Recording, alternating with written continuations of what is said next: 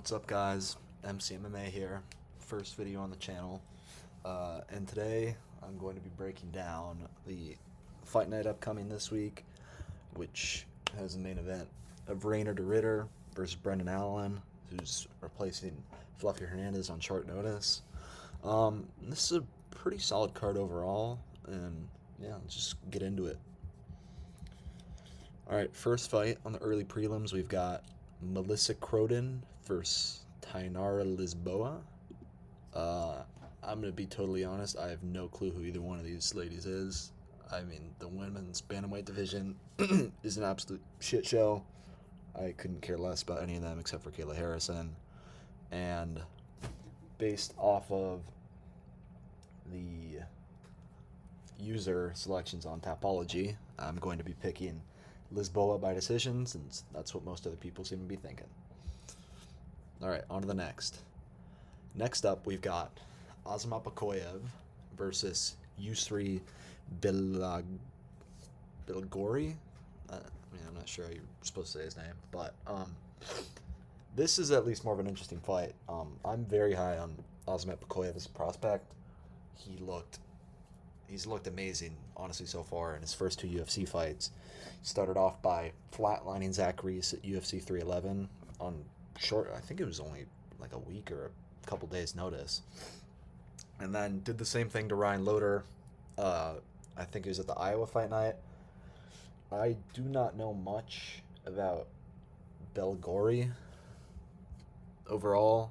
I mean, looks like, based off his head, or based off his picture, he's clearly on the Contender Series. He probably won that fight. But Bakoyev is a legit prospect. I think he's going to be in the top 15 pretty soon, and I'm going to be picking him by round one knockout. I think until he starts facing tougher competition, he's just going to keep flatlining whoever they put him up against. All right, next up, we've got women's strawweight bout between Stephanie Luciano and Ravenna Oliveira. I mean, same thing. I really don't know shit about either one of these two. I'm going to be picking Luciano by decision based off of what other people are thinking on Tapology. As you'll come to see, that's going to be a recurring theme for a lot of these lower level women's fights, because I really just can't be bothered to pay too much attention to them. No disrespect to these two ladies, but I really don't care, and I think the vast majority of the MMA fan base doesn't either. All right, next up we have got Kyle Prepolek, who is coming back, I guess, after that BSD fight, versus Drew Dober. I like this matchup a lot for Dober. I think it's great that he's finally getting a break from the straight killers that he's been fighting for the past few years. And, I mean, I know Dober, he got put out by Manuel Torres. I think that was in, like, February. That was the Mexico City fight night. He got slept pretty bad. And before that, he got absolutely mauled by Gene Silva. But, I mean, Prepolek's really just not good at all. Like, he gave Benoit zero resistance. I was super pissed that they gave Benoit Prepolek instead of a real fighter like Gamrot, because I know Gamrot said that he was willing to step in on short notice for that one, but Prepolek is just not really a UFC level fighter, and Dober, even with all of the damage that he's sustained throughout his career, I think he should be able to get this one done. I'm going to be picking him by knockout. I've got a round 2 knockout for him, but that's just a guess. But I do think that he's going to win this fight by finish at some point, probably pretty early on, given his style. All right, next up we've got Danny Barlow versus Georgian Santos.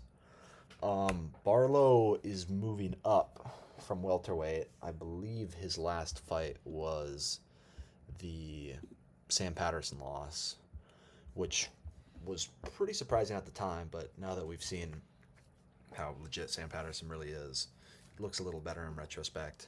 And Georgian Santos, I believe, fought Ozzy Diaz in his debut, and I mean, losing to Ozzy Diaz is just a bad look. There's really no way that you can paint a good picture for that So because of that, I know Danny Barlow had some steam coming into the Patterson fight, and even though he did get knocked out, I do think that he's still just better, and I think that he is going to knock out Georgian Santos in the first round. All right, next up we've got our first ranked fighter on the card. Although barely counts, fucking Bruno Silva. But we got Bruno Silva versus Hyung Sung Park. Bruno Silva has been getting just fucking whooped in his last few fights. He just got his ass beat by Josh Van at 316, I believe it was, and before that, he got his ass beat by Manel Cap at the Tampa Fight Night at the end of last year. And Hyung Sung Park also coming off of a loss, but it was on short notice to Tatsuro Taira, one of the best fighters in the division. So you can cut him some slack for that one. Um, I really just don't understand how Bruno Silva is ranked. I'm not gonna lie. I mean, what's his best win? Like fucking Cody Durden? Like Durden sucks. We've seen that. And Hyung Sung Park, even though he did just lose to Tyra, he had beat Carlos Hernandez before that, and he's clearly a pretty skilled fighter. So I think that he is going to win this fight either by decision or by a late KO or TKO, as Bruno Silva has been losing his past few fights, since I'm pretty sure Cap and Van both knocked him out in the third round. So I could definitely see that happening again, but overall, I am pretty confident in Hyung Sung Park's ability to win this fight. All right, next up, we've got probably the most interesting matchup of the card on the prelims. We've got Charles Jourdain versus Davey, the crafty vet Grant. Um, I mean, Jourdain, he moved down to bantamweight after the Gene Silva loss, which I was kind of skeptical about. But he did bounce back with a win over Victor Henry. But, I mean, Victor Henry's not particularly impressive. It's not a particularly impressive win. And Grant is obviously coming off of that upset victory over Damon Blackshear. I think that was in Saudi Arabia. That was on the Whitaker versus Ritter card. I mean, if you were in the know, you would know that it wasn't much of an upset, but at least according to the odds, it was. I think Vegas seems to have caught up with Davy Grant. I think he's only a slight underdog for this fight after being like plus 300 or something against Blackshear. But if you look at Davy Grant's resume, I mean, he is a guy who really hasn't had a definitive loss since the Cheeto Vera fight, and that was in like 2021 or something. I mean, he got robbed by Daniel Marcos. His loss to Yanez was very close, and I mean, he beat Luis Smolka, he beat Asuncao, Ramon Taveras, and Blackshear. I mean, the wins aren't the most impressive, but he is sneakily probably, I would honestly say that he's close to top 15 level fighter in this division. Probably in the like 15 to 20 range, but he's a lot more underrated than many would think. And I think that he's going to be able to craft this one out. I'm going to be picking Grant by a decision. I think it'll probably be a 29-28. Might even be a split decision, since you know he's got a propensity for those. But I also would not be shocked if Jourdain won this one, since Jourdain is a good fighter. But I think I think he's better. I think he's craftier. And I think he's going to get this one done. All right, first fight on the main card, we've got an absolute banger between Kyle Nelson and Matt Frivola. Frivola, obviously, he's coming back after a long layoff. I believe his last fight was against Frez Ziam, when he got brutally knocked out with that knee. When fucking Ray Longo told him to turn around, and he immediately got kneed in the face. And then before that, he got brutally knocked out by another French dude in BSD with that head kick, and that was the one that really kind of spurred the BSD hype. That was what got everybody saying he was gonna like beat Poirier and all that. But Kyle Nelson, moving up to lightweight for this one after losing to Steve Garcia. I mean, Garcia's just been running through people, but Kyle Nelson honestly kind of got screwed. He was booked to fight uh, Calvin Kattar, and given how Kattar's been looking in his past couple fights, I think he probably could have won that. But Kattar pulled out. Kyle Nelson missed weight and then got knocked out. Very unfortunate sequence of events for him. But I am going to be picking Kyle Nelson on this one. I'm like, I'm kind of unsure on it, but I think with Fervola's past couple fights, I mean, his chin, I don't really think his chin's there anymore. And uh, they're both coming off decently long layoffs, but Nelson's moving up. He's packing on some extra pounds. He's going to have the lighter man skill, obviously, as Lucas Tracy likes to say. And I think that he's going to knock Matt Frevola out. This is one of the closer fights so far, though, so I would not be surprised if Frevola won it. All right, next up, we have got Cody Gibson versus Auricholeng. Cody Gibson. Oh, who the fuck was his last fight? I forgot. Let me see. He's coming off he lost to Blackshear. Lost to Damone Blackshear earlier this year. But before that, he was coming off a win against Chad Anhelger. No clue who that is, but he beat Brian Kelleher before that, who I've at least heard of. But he hasn't had much success in the UFC. His first UFC stint was back in 2014. He went 1-2. Then he was back to the regional scene, grinded his way back, and he is now 2-3 in his second stint in the UFC. And then Auricholeng Lang hasn't fought in almost over a year, actually. His last fight was against Raul Rosas at the Noche card at the Sphere, which was it was a pretty boring fight, but I mean, Rosas clearly beat him. And then before that, he had the no contest versus Daniel Marcos, beat a bunch of random bums. I mean, he's lost to like every competent fighter he's faced so far. And because of that, I'm going to pick Cody Gibson by decision. But, I mean, this is a very, uninteresting fight overall, I think. I'm not really sure why this is on the main card over a fight like Jourdain versus Davy Grant, or maybe even like the Bruno Silva versus Hyung Sung Park fight. Or, I mean, you could even put like Ozmat Bakoyev on there to try and get some more eyes on him. But nobody really gives a fuck about this fight. So let's move on to the next. Next up, we've got a pretty big fight in the women's flyweight division. We've got Manon Fiorot coming off that close loss to Shevchenko at UFC 315. She's going to be taking on Jasmine Jasdavicius, who's got a lot of momentum going for her. I believe her last win was against Mayra Bueno Silva, and she's on a pretty decent little win streak right now. Oh no, her last one was against Andrade. Never mind. But she's currently on a 5-fight win streak, 3 subs, 2 decisions. Despite this, I am still going to be picking Manon Fiorot. She was a fighter who had been deserving of a title shot for a while.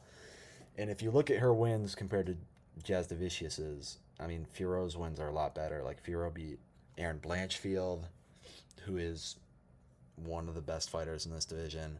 She beat Rose. She beat Mayra Bueno Silva back in the day, Tabitha Ritchie. And I think she's just better overall. This fight is most likely going to suck, since Manon Fiorot is just a very boring fighter. But I'm going to pick Fiorot by decision here. All right, next up we have got Chito Vera versus Ariel Helwani. Chito has not fought since the Figueiredo fight, I believe. That was way over a year ago. He was booked to fight Mario Bautista at the Iowa Fight Night, but he pulled out of that one. And then Zahabi, his last fight was obviously a very controversial win over Jose Aldo. I'm just going to be blunt. He did not win that fight. Aldo clearly won the first 2 rounds. And, I mean, Zahabi won the third, but you could make the argument that Aldo did. It's a stretch, but although did almost knock him out at the start of the round, but then he just completely gassed the fuck out and got pounded on the ground for the last like 3 minutes of the round. But Zahabi, he's really. I mean, this is kind of a tough fight to pick because I don't think Zahabi is anything special. I mean, his last two wins were robbery win over Aldo, and then he beat the fucking corpse of Pedro Munoz. But on the other hand, Cheeto has not looked impressive at all in like the past like 3 or 4 years. I don't think. I mean, his only win recently was also against the corpse of Pedro Munoz. So I mean, you really can't put much stock into that one. And then I mean, obviously he got whooped by O'Malley. He lost to Figgy. That fight sucked. Lost to Corey, and then before that he beat Dominic Cruz. I mean, he did knock out Dominic Cruz. That was a pretty good win because Dominic clearly had something left in the tank in that one. But still, he hasn't. That was in 2022. I mean, it's been 3 years. It's been 3+ years since his last impressive win. So I'm gonna pick Sahabi by decision here, just because I think he's got the momentum coming into this one. But I wouldn't. I think this one could honestly go either way. It really depends on which version of Cheeto shows up. If the Cheeto who can be aggressive and can put the pressure on Zahabi and kind of impose his will, if he shows up, he should win this fight easily. Because I think skill for skill, Cheeto is a much more talented fighter. But we all know he has a tendency to be super passive, just kind of stand there, not throwing any strikes. And I think the most likely outcome is that Cheeto shows up looking like that in this fight. So because of that, I'm going to go with Cheeto by decision, but I would not be surprised if no, sorry, I'm going to go with Zahabi by decision, but I would not be surprised if Cheeto won this one. All right, in the co-main event, we've got Kevin Holland returning after that crazy fight against D-Rod, and he's going to be taking on Mike Malott. Holland, it looked like he kind of had some momentum going. He beat Gunnar Nelson. He looked good in that fight, and then he subbed Luque, and then it looked like he was getting a layup against like 40-year-old D-Rod, and then he goes out and almost gets knocked out. Like, this guy's just he's amazingly inconsistent. And then Malott, obviously he had that. I mean, I don't even know if you can call it super embarrassing, but he just got outcrafted by Neil Magny at UFC 297. But since then, he's picked up a couple wins. He beat Trevin Giles towards the end of 2024, and then he knocked out Charles Radke at 315. That was pretty electric because I know Radke had been talking a lot of shit coming into that one. I'm going to be picking Malott here.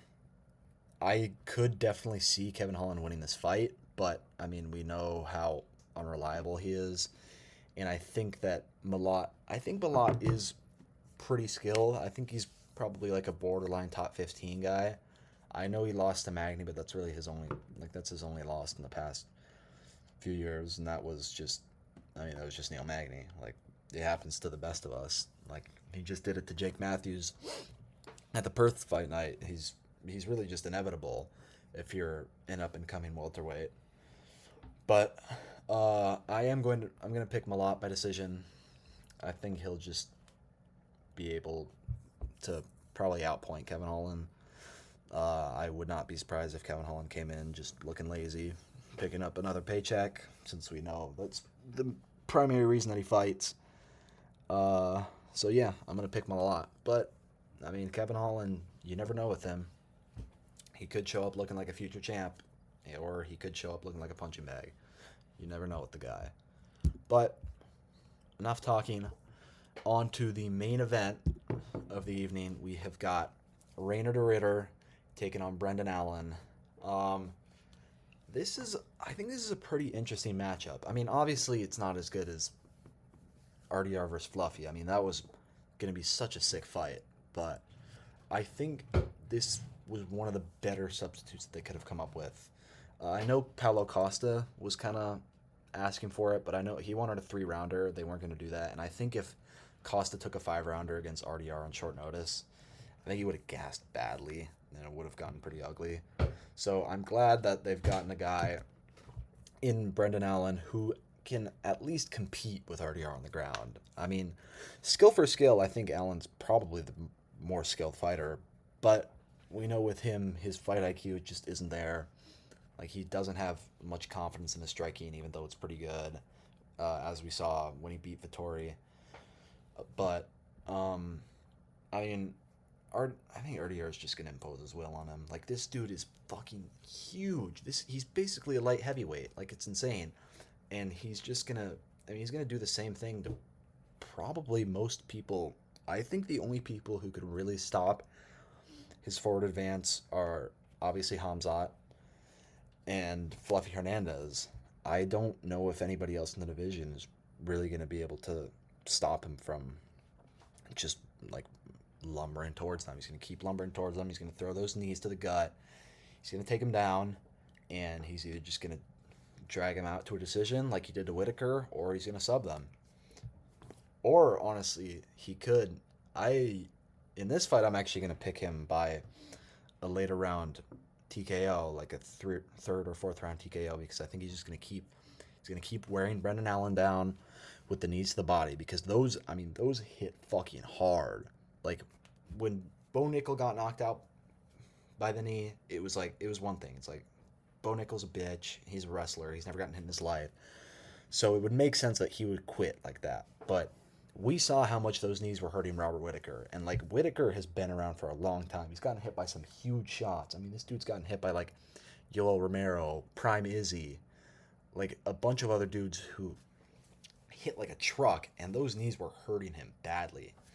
So I really don't think, and I just, even though Brendan Allen is a good striker, he's not very confident in his striking abilities, and I don't think he's really going to be able to do much to keep DeRitter off of him. So I think DeRitter's just going to plod towards him, just going to hit him with the knees to the body, going to drag him down, and I don't know, I don't think he's going to be able to sub Brendan Allen, at least not early, just because of Allen's grappling abilities. But as he continues to wear on him, I think he's either going to TKO him or submit him in the later rounds.